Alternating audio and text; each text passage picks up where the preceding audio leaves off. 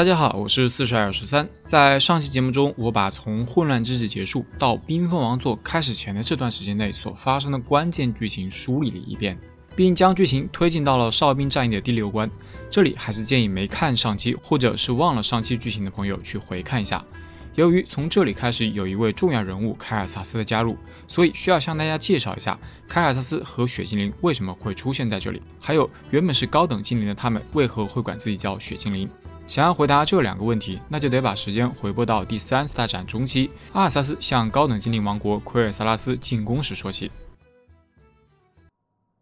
在那场战斗中，无数的高等精灵命丧于天灾军团之手，游侠将军希尔瓦纳斯被阿尔萨斯杀死并转化为了女妖，国王安纳斯特里亚战死到了最后一刻，就连高等精灵的力量之源太阳之井也被污染了。这场战事令高等精灵种族蒙受到了前所未有的打击和难以磨灭的伤痕。在战后，那些幸存下来的高等精灵将他们的种族改称为血精灵，以此向那些战死的同胞表示尊重与纪念。同时，这个称呼也是他们在时刻提醒着自己那有关太阳之井被污染的耻辱。关于血精灵的这个称呼，需要说明的是，其实并非所有的高等精灵都会称呼自己为血精灵。在之前的第2次大战结束，奎尔萨拉斯宣布退出联盟的那个事件后，有一小部分高等精灵因为理念冲突选择了脱离奎尔萨拉斯，继续与联盟保持外交关系。这部分精灵仍然以高等精灵的名号自居。大家只要记住，血精灵和高等精灵是同种族下的不同分支就可以了，也可以说是他们的叫法不一样。话再说回来，在当初阿尔萨斯攻击银月城的时候，高等精灵王子凯尔萨斯还在达拉然求学。当他听到了从家乡传来的噩耗后，就立刻启程向着家乡赶去了。但是当他返回银月城时，才发现天灾大部队已经撤去，精灵已经被击败了。幸存的精灵们带着毫不掩饰的愤恨迎接了他们的王子，因为在他们看来，王子没有为了保卫奎尔萨拉斯而战，似乎比起故乡，王子要更喜欢达拉然。凯尔萨斯知道他的人民为什么不满，但他没有为自己找借口，只是在暗中决定尽自己最大的力量来重建王国，用行动来抚平人民的伤痛。凯尔萨斯巡视了银月城的废墟，参加了父王的葬礼，亲眼见识了被黑暗能量污染的太阳之井。在看到太阳之井所散发出的扭曲能量后，凯尔萨斯感到万分惊恐，因为以他在魔法上的造诣，能够轻易地感受到井水中的黑暗能量正在缓慢地吞噬奎尔萨拉斯，并且用不了多久，这股能量就会渗透进血精灵的心灵与意志中，进而将他们全部杀死。更为糟糕的是，凯尔萨斯与其他资深的血精灵法师一致认为，短期内没有任何办法可以确保太阳之井被净化。无奈之下，他们只能选择使用规模宏大的魔法仪式来关闭太阳之井，而这样做的后果也是显而易见的。之前精灵们一直生活在太阳之井能量的沐浴下，他们十分依赖太阳之井中的奥数魔法。现在太阳之井被关闭，精灵们也就失去了奥数魔法之源。随着太阳之井的关闭，一种被称之为魔法瘾症的怪病也随之出现。随着时间的推移，这种瘾症变得越来越强烈，魔瘾的痛苦使得精灵们变得衰弱，就连意志也开始变得消沉起来。虽然事态的发展让凯尔萨斯倍感焦虑，但更为急切的威胁却让他无暇顾及魔瘾。因为当下天灾军团仍然掌控着洛丹伦区域，也就是说，天灾军团仍有可能会卷土重来，血精灵将永无宁日。凯尔萨斯和他的人民如果想要重建王国，就必须先帮联盟余部击败天灾军团。尽管凯尔萨斯的父亲宣布了脱离联盟，但这并不意味着王子不能向联盟提供援助。于是王子召集了一批血精灵精锐部队，带领他们前往洛丹伦与亡灵天灾作战。临走之前，凯尔萨斯指派经验老道的游侠领主洛瑟马塞隆担任奎尔萨拉斯的摄政王，代替他照看血精灵们。凯尔萨斯的离去并没有让血精灵感到惊讶，在他们看来，王子不过是又一次离开故乡，前往遥远的土地而已。凯尔萨斯理解自己的人民，他知道他与自己的人民间存在隔阂，因为精灵的性格大多偏狭而排外，但他却恰恰相反，他希望看到整个世界，接触不同的种族，去了解更多新的想法。因此他希望能够与联盟共同携手，去击败天灾军团，保卫自己的家园。就在凯尔萨斯前往洛丹伦的这段时间里，我们再来说说第3次大战后洛丹伦联盟这边的情况。在过去的编年史节目中，我曾说过，在阿尔萨斯攻陷洛丹伦都城后，联盟的主战部队分为了南北2个势力。北方防御势力主要是以乌泽尔为首的白银之手骑士团，南方防御势力是由索拉斯·托尔贝恩领导的联盟军队。后来随着战事的推进，白银之手骑士团被阿尔萨斯及天灾军团瓦解了，不过仍然有一些零散的圣骑士在瘟疫之地上对抗天灾军团。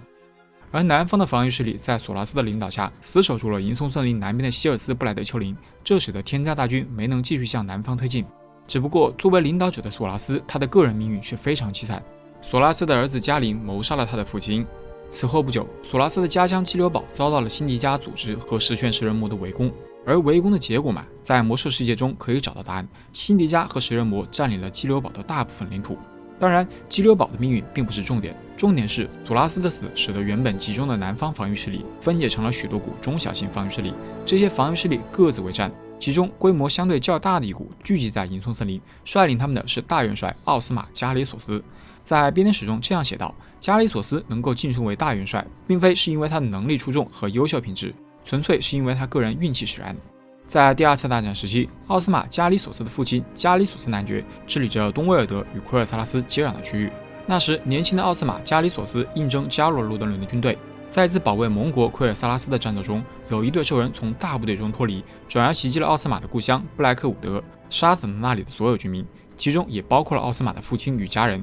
这让奥斯马把失去家园与家庭的元凶都归咎于奎尔萨拉斯的高等精灵，因为他认为是因为人类保卫高等精灵才导致家园被袭击的。在此之后，奥斯马继承了父亲的男爵军衔，并继续在洛丹伦的军队中服役。而当时间来到第三次大战末期，那时的奥斯马·加里索斯逐渐晋升到了大元帅的军衔。他脾气暴躁且有着严重的种族偏见，他对于军队中除人类以外的种族总是抱有轻蔑的态度。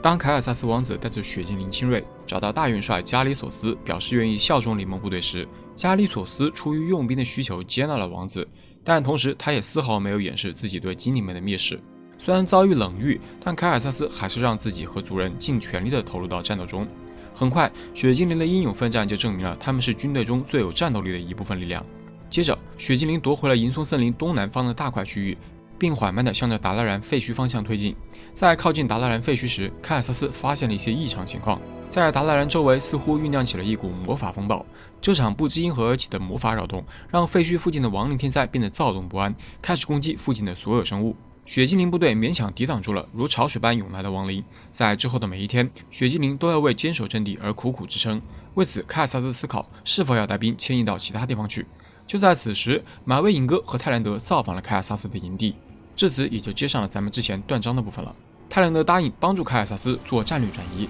而作为回报，他也想请凯尔萨斯帮他追捕恶魔。接下来，泰兰德与马维带着暗夜精灵部队开始护送凯尔萨斯及其运输车队。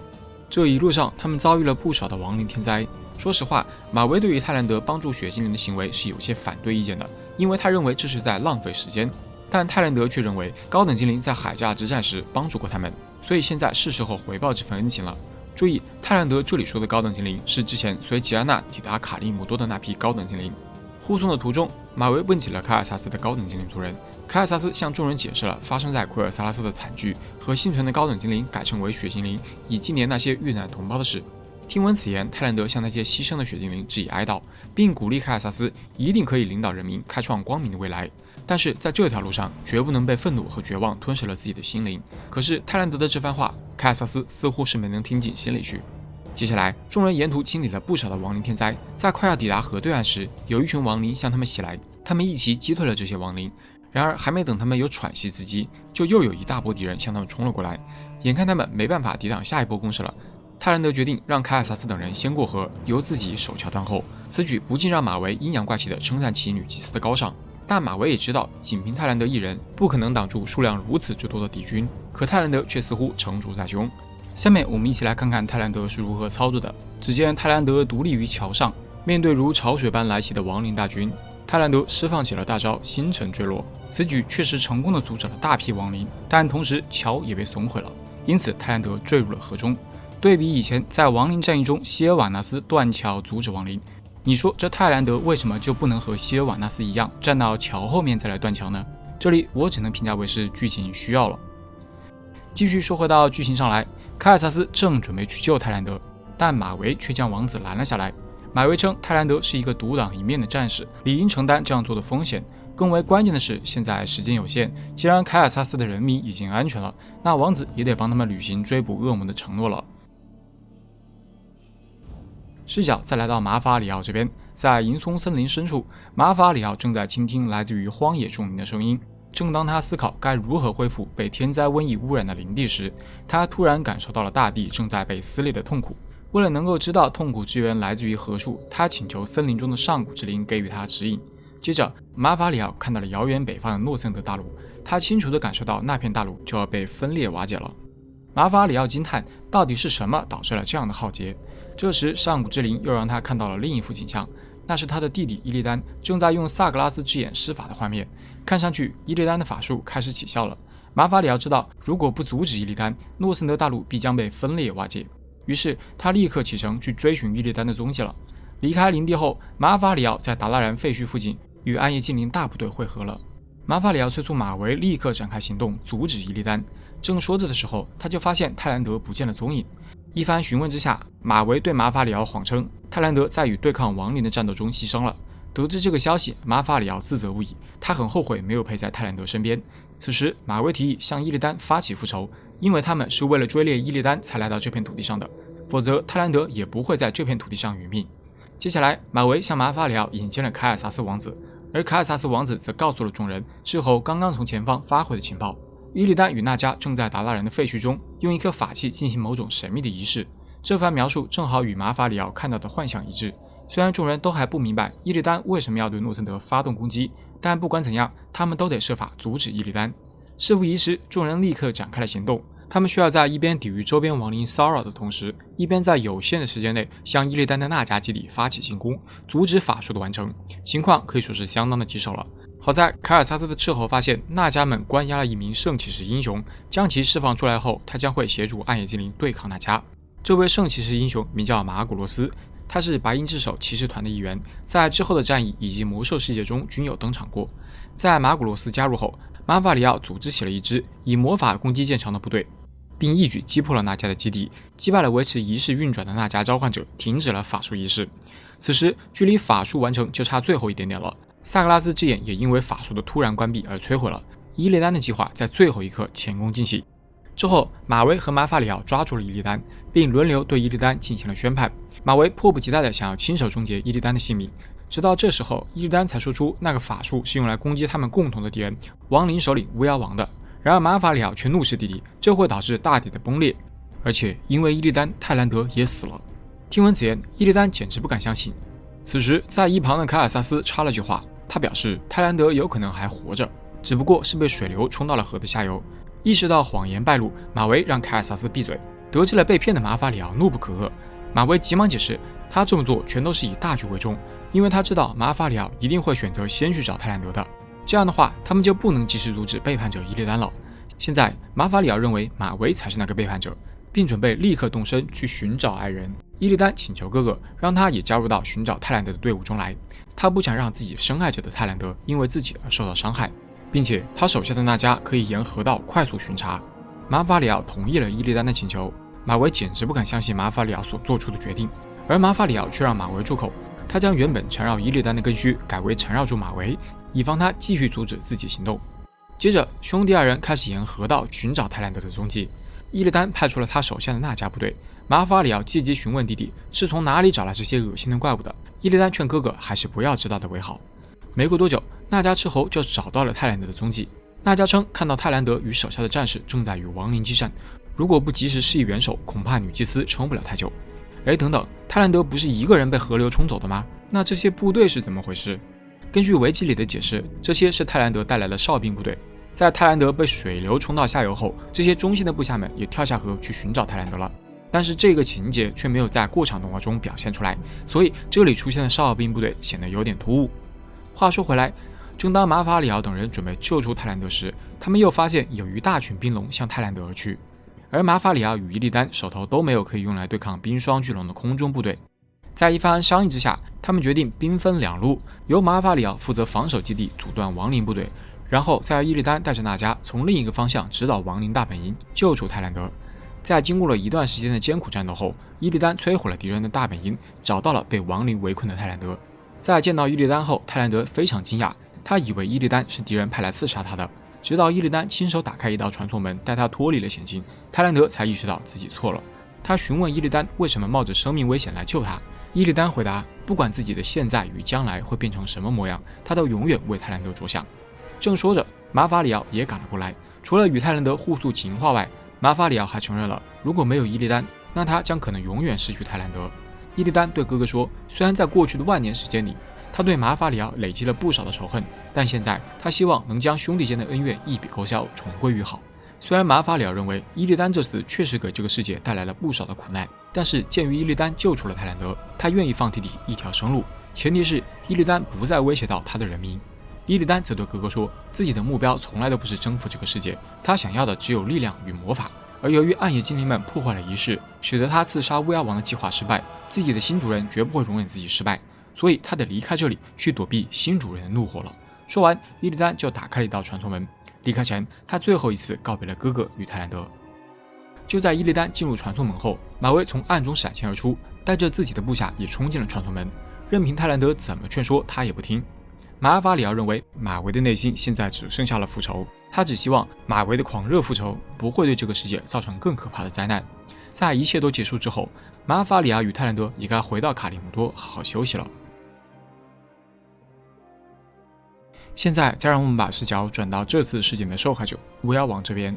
实际上，在伊利丹与娜迦着手准备毁灭巫妖王的仪式时，巫妖王就察觉到了达拉然废墟中的异样，他知道这应该是来自于基尔加丹的复仇。这其实并不是巫妖王第一次意识到自己的弱点所在，即那不可移动的寒冰牢笼。